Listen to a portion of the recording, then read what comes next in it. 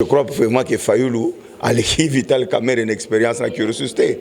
A l'équipe Matungulu une expérience na curiosité. A l'équipe Atamuzito une expérience na curiosité. Alors, il y a une base na biso mituni mais est-ce que bako yebisa biso critère nini yé abimeli? Parce que ce tolobi que toloba munene ya parti implantation nango nombre ataba député banini donc Fayoulou akoki bon critère nini abimi biso tolingi to comprendre wana base les autres na biso boyebisa biso critère nini yé akomi candidat commun.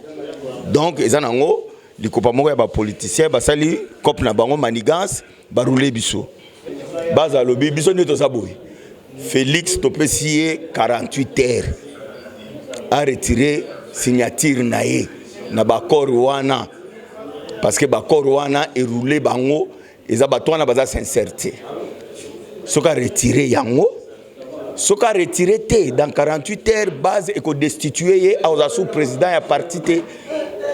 Et ça, c'est la base de l'UDPS. Et quand la base de l'UDPS parle, je vous assure que c'est très sérieux.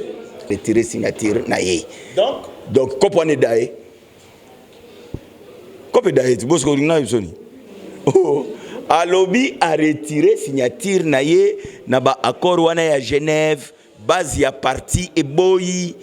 Yé azamon saleli ya base ce que boyi yé sera résister base ko bengana yé ako telengana.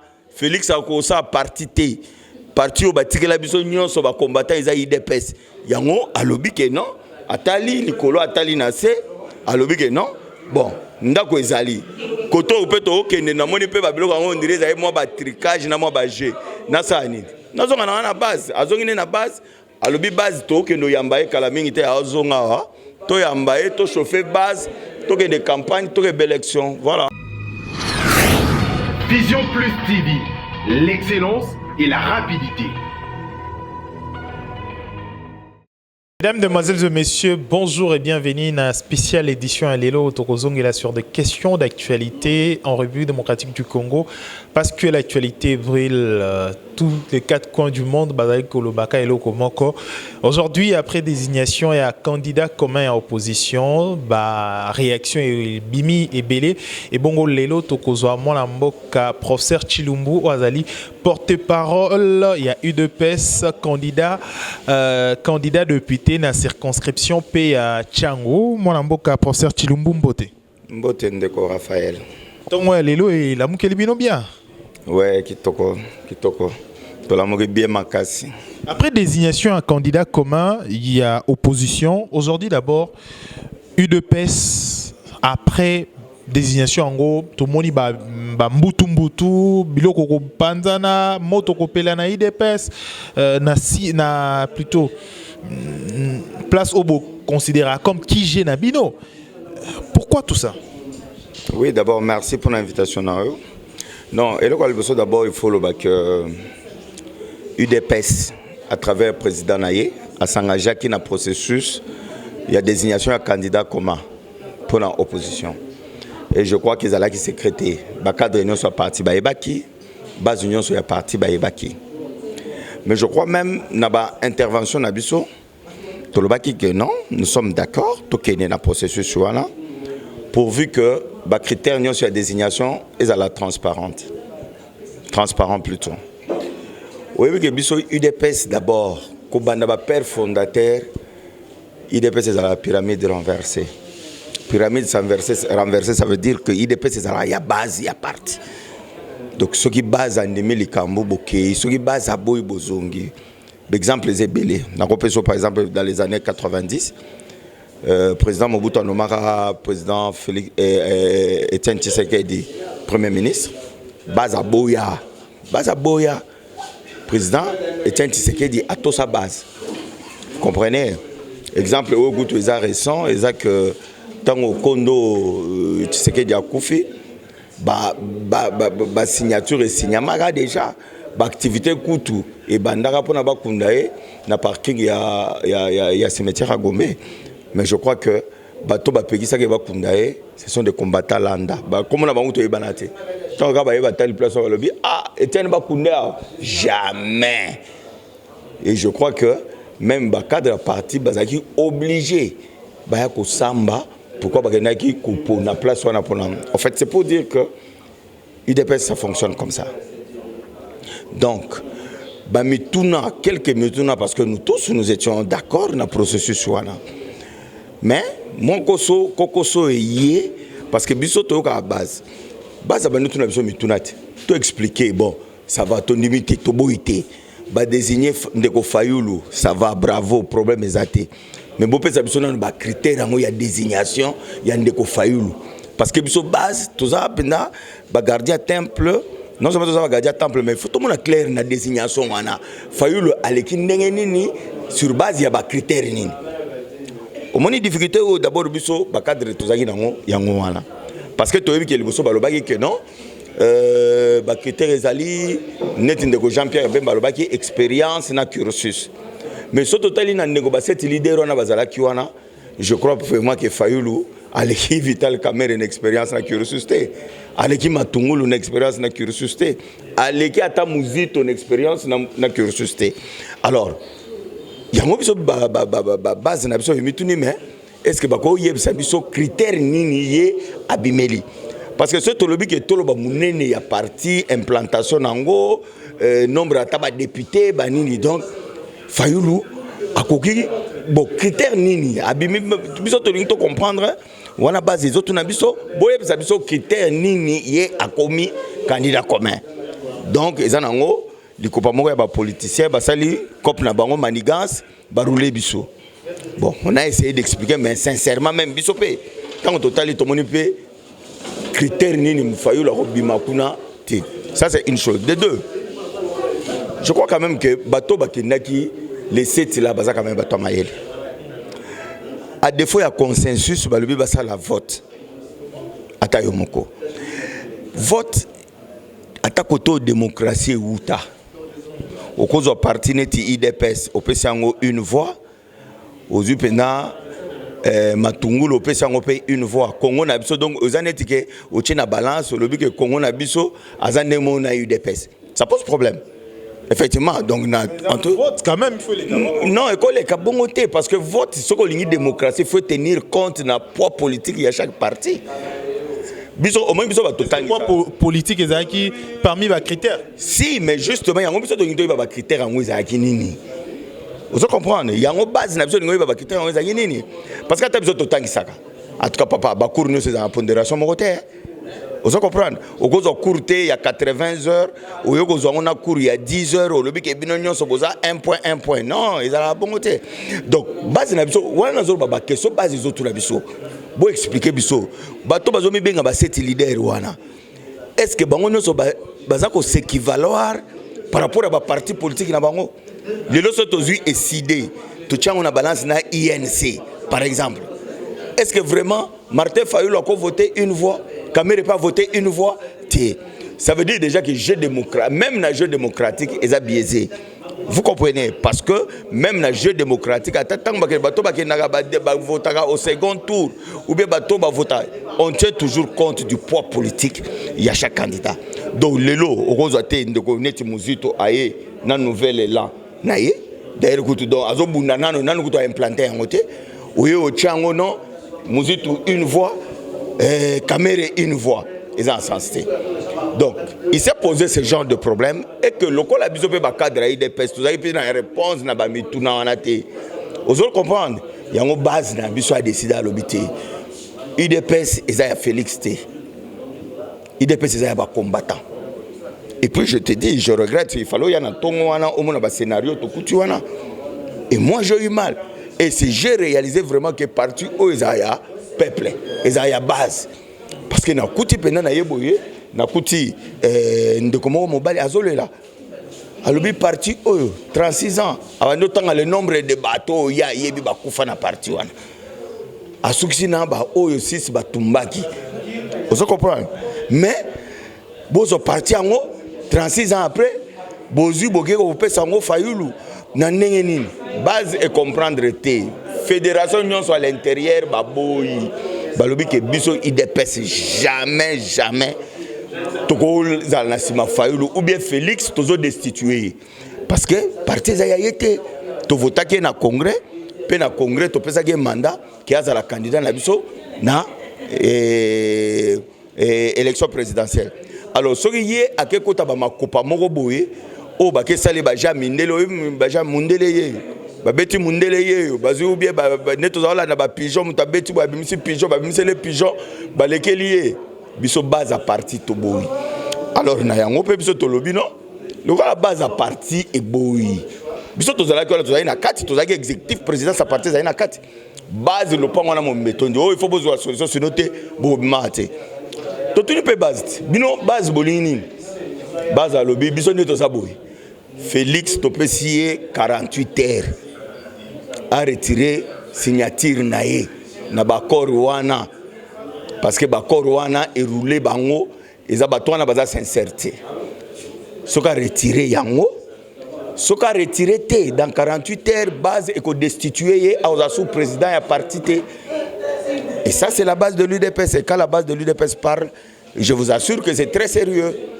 Alors, Nayango peut exécutif et se réunir et eux qui basent à parti. Et le bilan, en tout cas, il fallait qu'on soit position et c'est la position qu'on a rendue. Et puis, heureusement que le président Félix P, le gars a peu sensible à la base à parti, à comprendre ma base de lobby, quand a autre les gars qui sont top Congo, a retiré la signature, n'a accord à Genève. Ah oui, il a retiré déjà sa signature. Et retirer sa signature, en fait, cette affaire. C'est la majorité qui va signer sous réserve.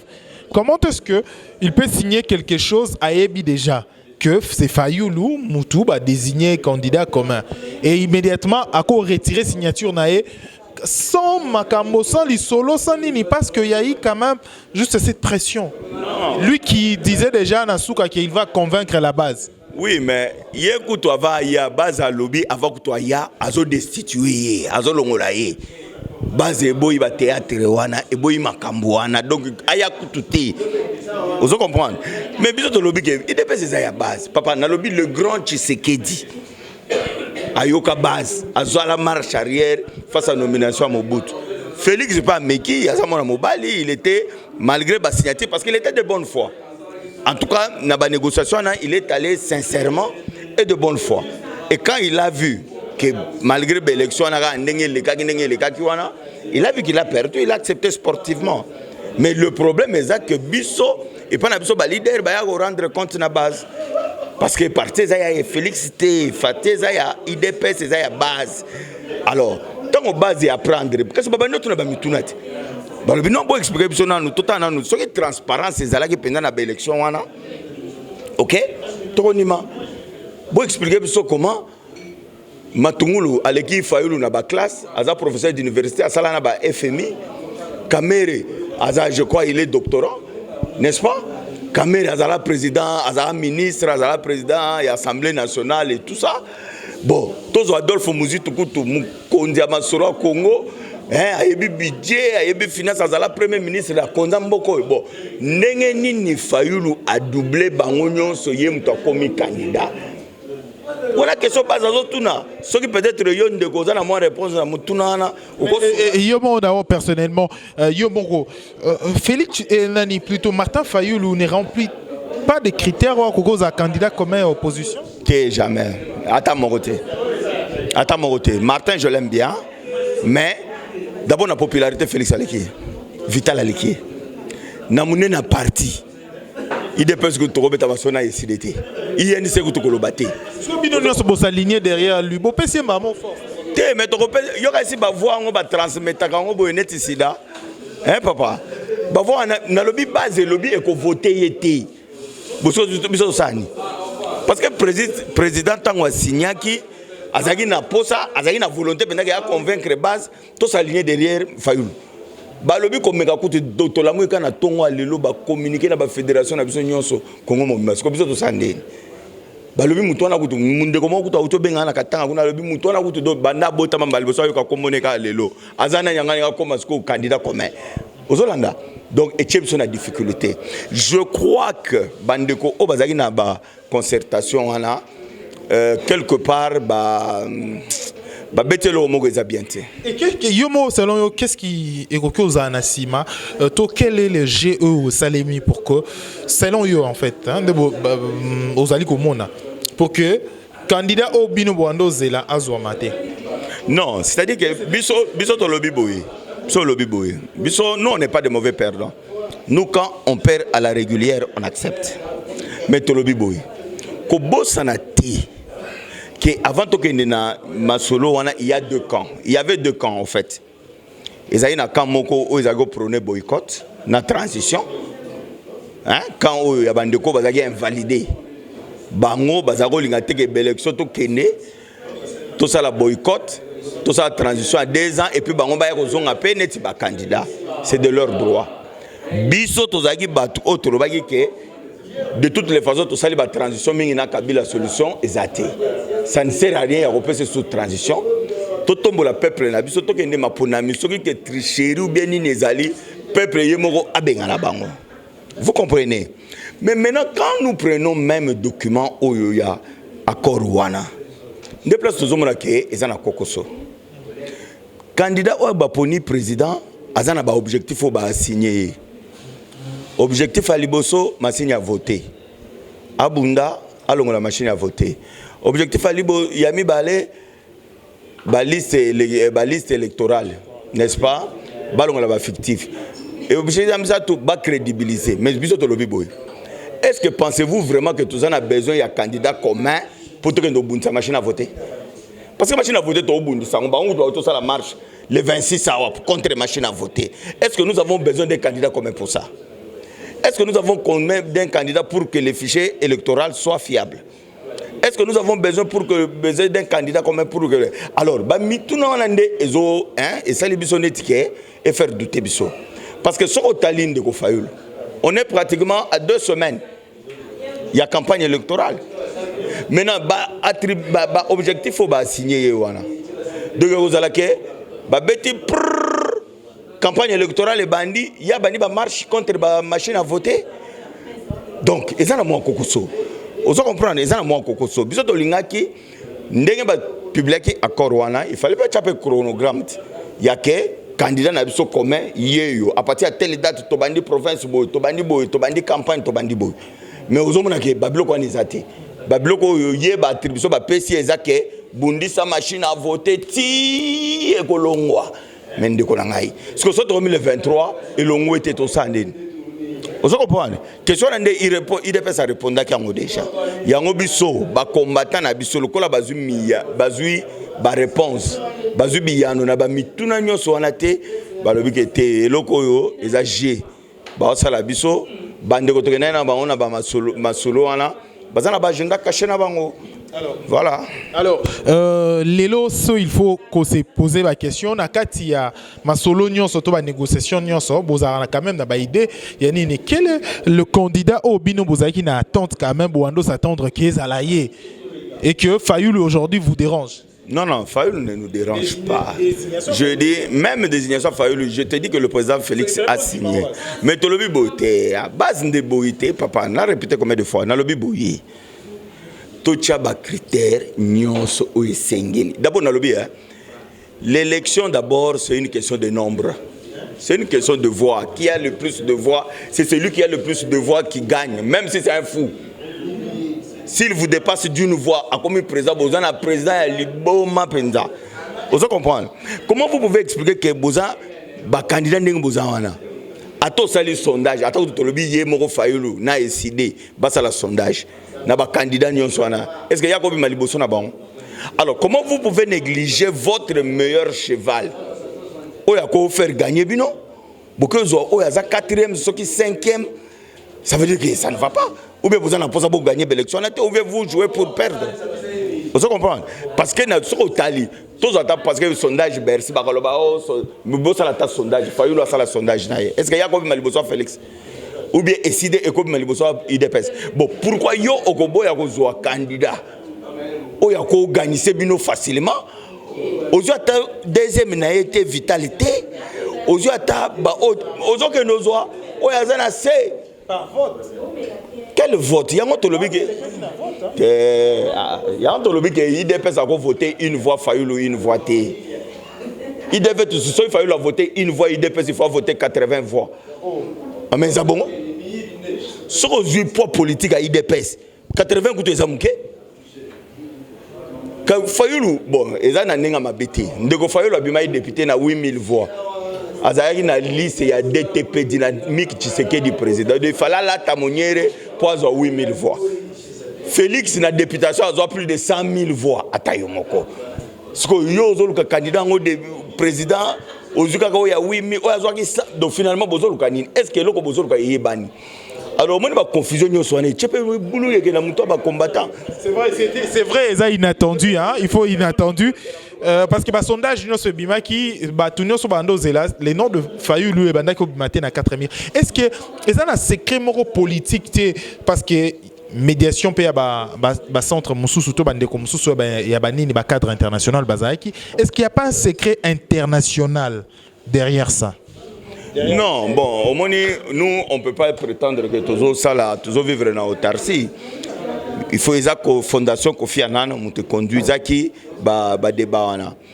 Mais effectivement, fondation a un facilitateur aux Hollande. Mais na qui facilitation na yona et cause à la paix na bande comme mususu moi li kopa moko boye balinga déjà boule na bango basalaki déjà ba na bango ba bongisi ba scénario na bango pour to beta boye bima boye. Et ça monde politique. Vous comprendre? Et c'est ce qui s'est fait. Donc il y avait déjà un scénario. Hein? On ne va pas entrer dans les détails, mais il y avait un scénario où il s'allait en tout cas parce que peut-être que tu as dit que critères objectifs. Malheureusement, ce qu'on a dit, à ta déclaration, oh non, la popularité n'est pas le critère. Mais comment yo aux élections la popularité a des critères? Ce que nous avons dit, est-ce que Mbongo est ma bâtiment? Papa, yo évite que batu bazana Mbongo na mboka oyo na kotanga bakoma na bango te ata députation nationale bakoka obimate. Mutinyo oko somba peut-être oko somba mutu. Moko somba mboka te? Oko somba mboka te? Alors, voilà. Naza a besoin de commenter juste tweet Moko. Après publication, il y a Martin Fayulu. C'est Ada Bombole qui tweet pour dire que l'opposition vient de perdre les élections maintenant. Votre réaction, Rosa? Oui, mais bon, je sais que Ndeko Bombole a la moins expérience na Martin Fayulu. Na gouvernorat à Ville Kinshasa. Donc, il a eu à jouer un rôle. Bon, on dit toujours, moi, je n'ai pas de preuves. Il a eu à jouer un rôle négatif pour trahir l'opposition, trahir MLC, trahir Ada Bombole pour Balekisa Ndeko Kimbuta. Donc, bon, malheureusement, peut-être nous l'apprenons. N'a pas Sinabiso Moko, mais sorry, il a ses raisons pour Alobabon. Donc il a ses raisons à Alobabon, voilà. Lélo, est-ce que l'unité à opposition et vous continuez toujours pour la cause alternance le 23 décembre? Non, c'est-à-dire unité à opposition et cause à la suite, vous avez les mêmes objectifs. Au moins, il y a des temps pour mais il faut pendant la botte au sande. Yo mona te wera la jibe ba pendant peu mutu sala peu mouvement à côté na épée ba petit va se retrouver. Donc ça bongo non, biso to lobi boye. Tous en a besoin il y a unité mais tout temps na bo sembo, tout temps na ba objectif o yebani. Vous comprenez? Alors, ce qui biso to lobi que tous tambola, biso tous tambola pour que toke ne élection tous alternance. Bino bozo tambola pour tout ça la transition il y a 2 ans, au bout de la transition il y a 2 ans, to organiser l'élection. Vous avez déjà que boulou yekezali. Boulou yekezali, donc tous en a ba objectif mon côté. Même Bible papa. Abraham kabonaka nana. Yo tanga Bible.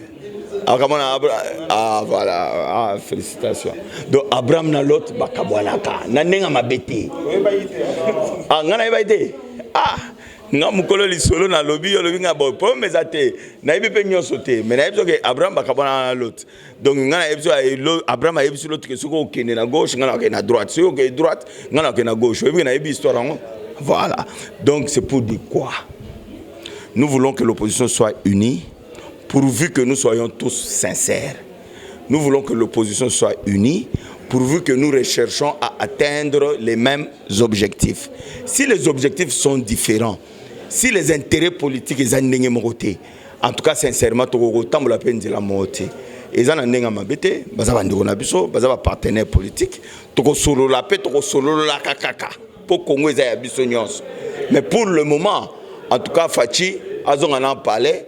à s'occuper de la base. Il y a parti dans la posa naie, to préparer campagne, to gagner campagne. Et ici vous affirmez que Félix Tshisekedi a cause à la sous parti na nini ya opposition et il va se présenter candidat il y a IDPS. Na lobby lo na mnonine. Na lobby a utilo bango en direct sur Top Congo qui a retiré signature naie. Donc kopone dae. Kopone dae, tu bosco na yusoni. Oh.